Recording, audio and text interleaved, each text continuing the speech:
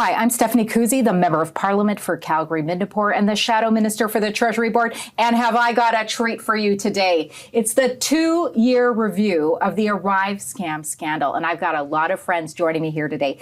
It's the app that could have been made for $80,000, but cost at least $60 million. And it's 2 years since we had this incredible team together. And we're going to go through what happened, everything that you remember, everything that you followed about this crazy scandal of the Liberal government. And I've got a great team, and I'm going to introduce them right now. I've got Larry Brock, the Brock Star, our Shadow Minister for Justice, joining us. I've got Kelly Block, the administrative procedural guru who wouldn't let them get away with anything, and our Shadow Minister for Procurement.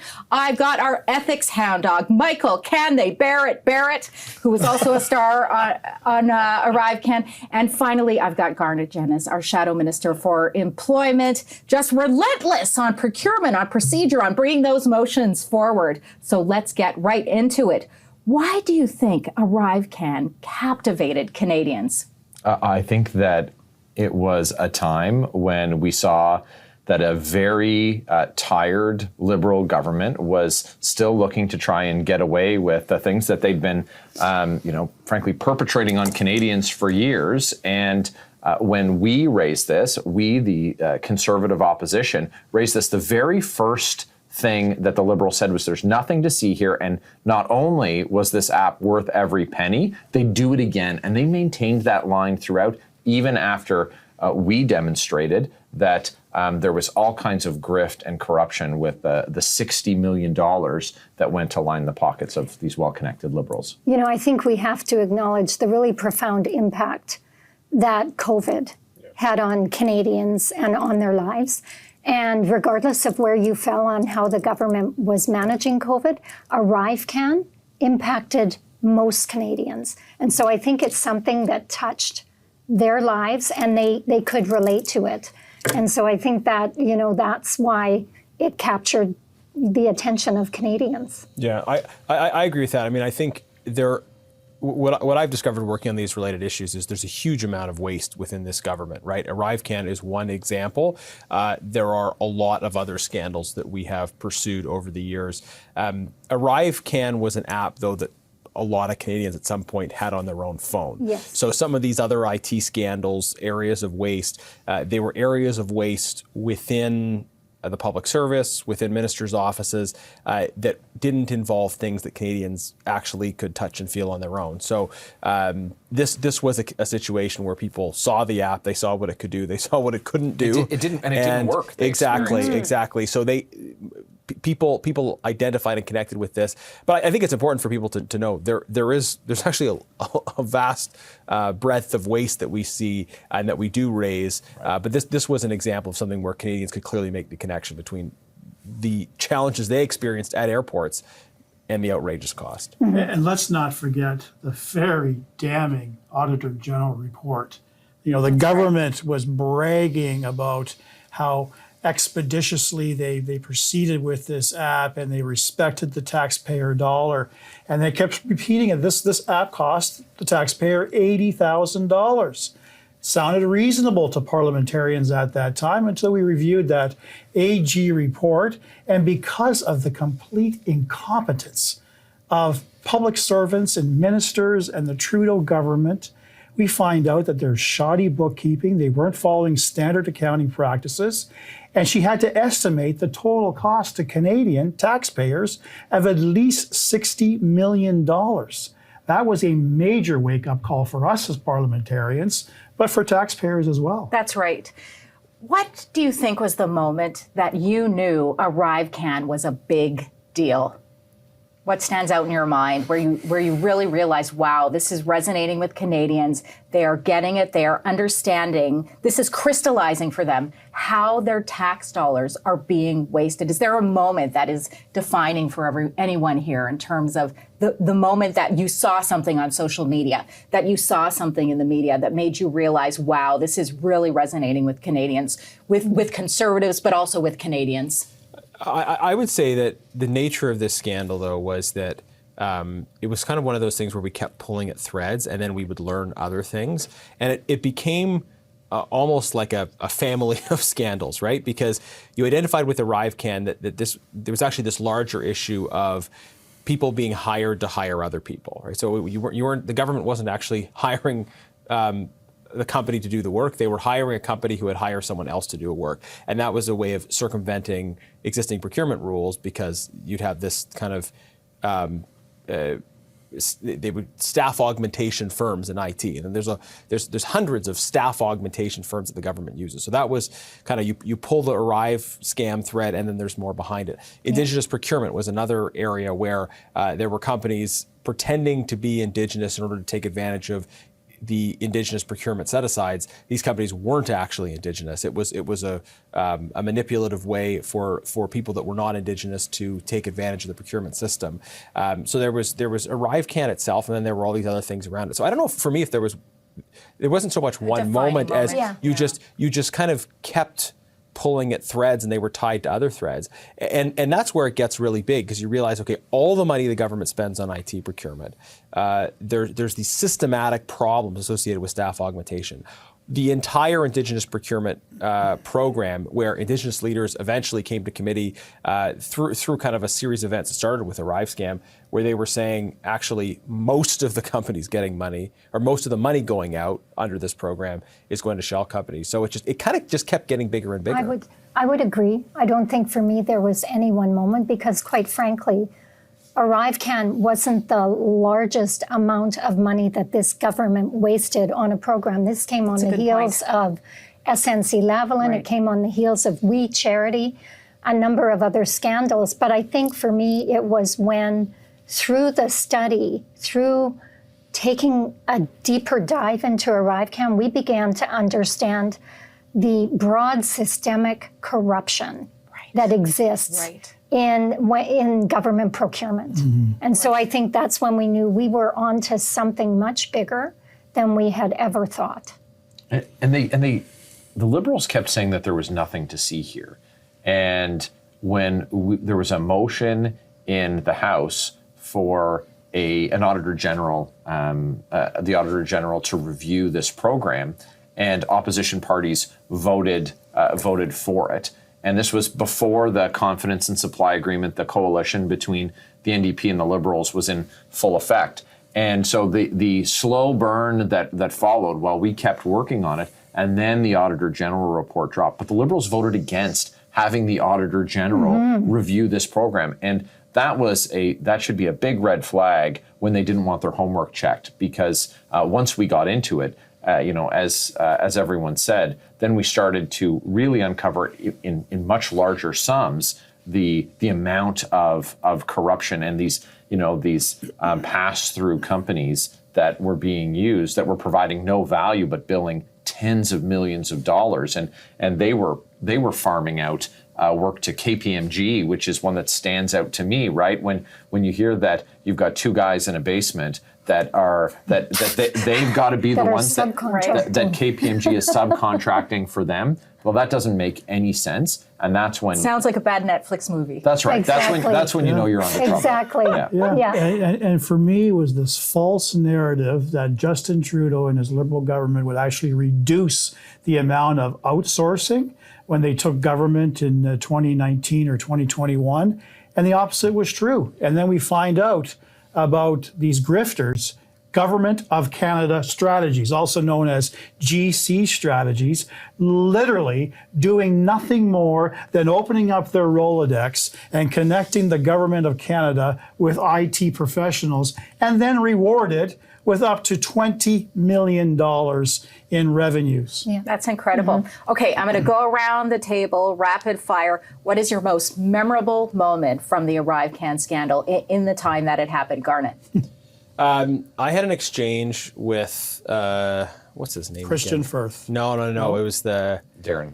Right. So Darren it was the guy with Dalian. Oh, okay. And I was trying to understand what this whole thing. They get a contract, they subcontract it. So I was using that line from the movie where they say Office Space. Office Space. What would you say you do here? Right. Yeah. So I was it's sort of funny when reality imitates fiction, because it's basically what do you do here? And he couldn't really give a coherent answer, right? But the particularly odd part of this was that later it came out that at the same time as he was doing that, having contracts with the government, he was also a public servant, right? Yeah. Or at least he claimed to on his LinkedIn, right? So then I had another exchange with him at committee where I said, when I asked you, what do you do here? You said these things, but you subsequently made completely opposite claims because you were a public servant, and so you said you weren't involved. So he was, I think he said, well, it's just a website. You can't always believe what you find on a website. Well, it's his own LinkedIn page, right? So these were some of those like really absurd committee moments. The other one was, I guess you said rapid. Let me just indulge me for a minute. It was Darren Anthony, right? Where I said, like, what's your relationship with Christian Firth, the other guy at GC Strategies? And so he very clearly like is looking off screen because his eyes go to the side, and he reads out this like hostage statement thing about what a great guy Christian Firth is. I remember right? that. And then after that, I said, are you reading a statement, sir, or are you speaking from the heart? And he goes, from the heart. Right. Michael? I think that I have two more, but I think that it was like so much of this. It was this 1-2 punch, this collaboration that happened between all of us who are at the table. And I had asked the principal at GC Strategies about whether or not he owned a cottage. And because it had to do with, these public servants had been said to have visited their properties and had meals with them, and so there was this question about this connection, and he denied it, and it later came around to Larry asking him the question, and he said, "It's not a cottage. It's a chalet." At which point, I threw my hands in the air and said, "Thank you so much for that clarification." Yeah. My goodness. Wow. It's a chalet. And St. Garnet took two. I would say the other would be when Mr. Anthony said that he hadn't read the Auditor General's report that he was there Right. testifying at committee about. Right. It was just it just was beyond belief that Right. that they didn't take seriously the this role that they had as contractors for this massive contract with public funds, even to the point where they didn't even prepare themselves to answer questions. Right. That is a great segue into my moment, which was Christian Firth standing at the bar, having to defend his contempt for parliamentarians. Yes. They didn't answer questions in committee. So there he was. That was heavy. That was a historical thing that happened. Yeah. That hadn't Doesn't happened happen often. for how many Over decades? 100 years. Right? And so I think for me, all of us asking Christian Firth questions in the House of Commons as he stood at the bar, that was Very humbling. my moment. Yeah. And I know Confirming that he'd just been raided by the RCMP. Yes, Right. the day exactly. before. Yeah. Exactly. Larry? I was going to go with the cottage chalet Darn it. thing, but you know Okay. what? From my legal background, what really struck me was just how open Christian Firth of GC Strategies was to admit his criminality in terms of physically, fraudulently altering resumes, Yes. just to ensure that they would put the company that they were working with at the highest level of Yeah. consideration Yeah. by the Right. government. When I suggested to him that is fraud under the criminal code, Right. never even batted an eye, Right. right? And I know the RCMP is still investigating him, but that's been 2 years ago, so I don't know what the current status is. So those are all incredible stories that you shared. But for me, it was recognizing the effect that it had on Canadians when I came down the stairs of West Block and someone was holding a caricature painting of the five of us battling for Canadians with the ArriveCAN scandal. That just touched me so much that an ordinary Canadian took the time to depict us I as forgot fighting about that. for them and for their taxpayer dollars. That really touched me that someone went through that's that very type cool. of effort. It Did was. you ask for it? Maybe I should have. We Yeah. did, but Okay. it was suggested we probably should back That's off. right. Yeah, I do recall that. That would be an Yes. incredible piece to I would have have in been. our It would have offices been, yes. to this day. Mm-hmm. All right, moving forward, what do you think we learned from ArriveCAN? What do you think we learned as a group? Did the government learn anything? What did Canadians learn? What do you think are the lessons from ArriveCAN? You just can't take them at their word. So I would say that because they pushed back Liberal members pushed back very hard that there was nothing to see here. The same was true with Indigenous procurement. The same with every thread that we pulled at. They said there's nothing to see here. We dug deeper and we found the corruption and the grift and really exposed that that it's not all money well spent, and they're not looking after taxpayer dollars. And so that's a really important takeaway. That's the role of the opposition, and that's why it's so important that we use our voice and that we get that accountability for Canadians. Couldn't agree more.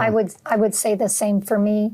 All of that, but just understanding the important role that we play as opposition in committee. Committee is where we manage to do all of that very important work, Right. A lot of the heavy lifting on that, and just the tools that we have available to us in order to get the work done. And given the amazing work this team did, we were literally front page stories on a weekly basis for a significant period of time, just exposing this blatant misuse of taxpayer money by this government. Yeah, and I would say we need broad-based procurement reform to address these problems. say that, yeah. And the Carney government has shown no interest in that. And then also, as you know, I got kind of very engaged on the Indigenous procurement issue, and I thought that was an important demonstration of how the government, the Liberals continue to do this, use Canadians' empathy, desire to advance justice and reconciliation to actually deliver money to some of the most privileged people, right? So you see these instances where the policy is pushed out and defended as we're going to have a policy to encourage the inclusion of Indigenous peoples in procurement, but then huge amounts of money end up going to people that are not Indigenous, who are extremely privileged and well-connected, who are pretending in order to take advantage of these systems. And it underlines for me as well that you can't always believe the sticker presentation, right? Yeah. Like if someone says we're calling this program the Help People and Do Good Things program, you have to look under the hood because chances are with the Liberals, chances are a lot of money is actually going to people who don't need the help at all. Yeah, Right. exactly. And the sad legacy of this is just how just a complete lack of trust that we can have with this government.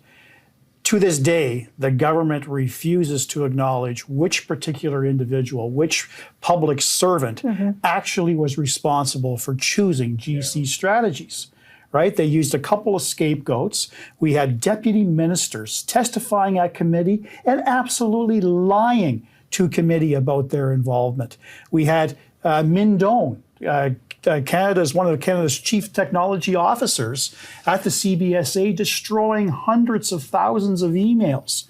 So just the criminality and just the lack of trust, the lack of accountability, not one minister stood up and accepted responsibility for this absolute debacle. Which is a real disservice to all of the honest, hardworking public servants Absolutely. who are as outraged as everyone else is that this occurred, and that their work is called into question by the minister's refusal to be accountable in this case, and to actually deal with this in an appropriate way, and that's. I think that's a real shame. Yeah, this is an important point just on the minister versus public service relationship, because we've had multiple procurement ministers, a lot of turnover there.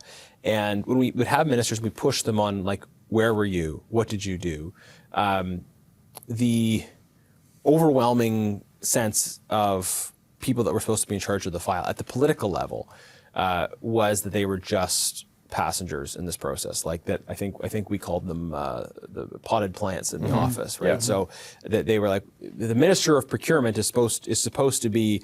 I understand the point of not interfering with processes to sort of pick contractors, but it's the job of ministers to set policy, to oversee and be accountable for the outcomes their department produces, and if there are problems with the structure and the policy, to fix it. And the procurement system has just become so rotten under the Liberals, and they take no responsibility for it. The minister's responsible for procurement their best defense of their role in ArriveCAN is we were just passengers on this train. They exercise no leadership. Right. Okay, so that's the legacy of ArriveCAN, you think. My last question for the group is, do you think another ArriveCAN scandal is possible under this Liberal government? And any ideas as to what you think it might be? Because we saw that this happened, as we discussed here. This was across departments, in other types of procurement, across procurement. Do we think that it's possible for another ArriveCAN scandal to occur under this government? And any ideas as to where you think that might come from? Because it's probably going to happen. I think absolutely it will happen. Right now we just finished debating C-31, which is around the creation of the Defense Investment Agency. I think we heard in OGO committee last fall that the new CEO was just, a friend of the Prime Minister who decided he wanted to serve his country, so he phoned up PCO and said, how can I serve? And guess what? He became the CEO of the Defense Investment Agency. So I think we need to keep our eyes on those kinds of initiatives, because there's going to be a lot of procurement happening in there. If you look at the bill that we were debating, there's a lot of ministerial discretion in that bill, and there's a lot of exceptions to the rules. And I think that this is how the Liberals operate. This is how they set things up so that there's very little transparency and accountability. And there's been no reform. So there's been no reform to the procurement system. And so we're going to continue to see the very same kinds of things. And on larger scales, one of the challenges that we're going to have as opposition, of course, is that on the accountability committees, like the Government Operations Committee, like Public Accounts, like the Ethics Committee, the Liberals added more members than they're proportionally entitled to based on their standing in the House of Commons. And that's going to limit our ability to get to the truth, to get to the nub of these issues. It's not going to stop us, but it does create that challenge. And I think that when you have $21, $22, $23 billion in outsourcing that's happening, that again, there are lots of contractors who would do good work for the government, but then because the taps are wide open and the ministers have their ears closed and their eyes shut, then there are bad actors who get in there, and then this grift and corruption continues to happen. So in the absence of any change and any accountability by the government, I think it's not a question of if it's going to happen or when it's happened. It's what has already happened that we're yet to uncover, and what's continuing to go on. Yeah, it's wouldn't have thought I would say this, that someone would be even more of a centralizer than Trudeau, because Trudeau's impulse was very much around trying to centralize control, but Mark Carney's is even more, and you can see on many fronts, giving ministers discretionary powers. His approach to major projects, right? It's not let's fix the system so that major projects can proceed. It's we're gonna leave all the red tape in place, but we're gonna create a separate window through which we can approve specific projects. Well, C-31 that Kelly's referring to allows for $1 billion in discretionary spending by the CEO without authorization. Like, this is from the Consolidated Revenue Fund. Yes. It's crazy. I mean, and for as many projects as they want. So you're absolutely right, Garnet. Yeah, and I think like the way we prevent these kinds of spending scandals, number one, you need to have people in positions of power who aren't inclined to abuse their authority. You're never going to be perfect in personnel selection around that and in an apparatus as wide as government. So you also need to reform the system so that it does not accommodate these kinds of abuses. And what we can see very clearly is that hasn't happened. In fact, things are moving in the opposite direction. In terms of the scandal itself repeating itself, I mean, part of a scandal is the substance, the offense, and then it's also the ability of parliamentarians and the media and the wider public to kind of show the information to build the case so that it becomes a recognizable scandal and not just a private scandal that people don't know about. And I think Michael's point about the changes Liberals made to committees that were designed to limit this kind of scrutiny, I think it's important to take note of that. We're going to continue doing our work, but there are additional tools you have in a minority parliament that we don't have now. So we're gonna redouble our efforts, but that's the challenge. Right. All I can add is this is not a new Liberal government. It is more of the same. The failed, brilliant economist that he presents to Canada has proven to be the complete opposite. He's just another old, tired Liberal. Hear, hear. Well, I want to thank you all so much for taking this trip down memory lane. Larry, Kelly, Michael, Garnet. I hope that you enjoyed this 2-year anniversary of the ArriveCAN scandal. I'm Stephanie Kuzy, the Shadow Minister for the Treasury Board, the Member of Parliament for Calgary-Midnapore, and I want to thank Arrive Scam Nation for joining us all. Thank you.